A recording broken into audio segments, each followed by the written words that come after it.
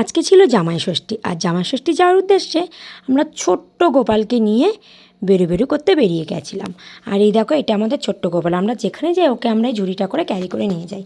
আর এখানে দেখো, শাশুড়ি মা তার জামাইকে ধান দুর্বা দিয়ে আশীর্বাদ করছে, ফোঁটা দিয়ে নিচ্ছে সমস্ত ফল মিষ্টি দিয়ে। তো যাই হোক, এটা ছিল সকালবেলা পর্ব। আর দুপুরের পর্ব ছিল বিভিন্ন রকম ভাজা করেছিল, মাংস করেছিল, মাছের মাথা দিয়ে ডাল করেছিল, আর মিষ্টি, চাটনি, এই সমস্ত কিছু যা যা হয় এই সমস্ত কিছু করেছিল। যেটা স্পেশালি ছিল, যেটা এখন জামাই ষষ্ঠীতে দেখাই যায় না, সেটা হচ্ছে কলা পাতাতে আমাদের এই খাওয়া দাওয়াটা। এটা একটা আলাদাই মজা। জানি না কার কেমন লাগে, তবে আমার এই কলা পাতায় খাওয়াটা দারুণ লাগে। আর সন্ধেবেলায় দেখো কি সুন্দরভাবে পুজো দিয়ে দিচ্ছিলো, প্রত্যেকটা ঠাকুরকে কি সুন্দরভাবে সাজানো। তো সন্ধ্যাটা কেটে গেল, আর আমরা সবাই ফুচকা নিয়ে বসে পড়েছি এই জামাই ষষ্ঠীর দিনে।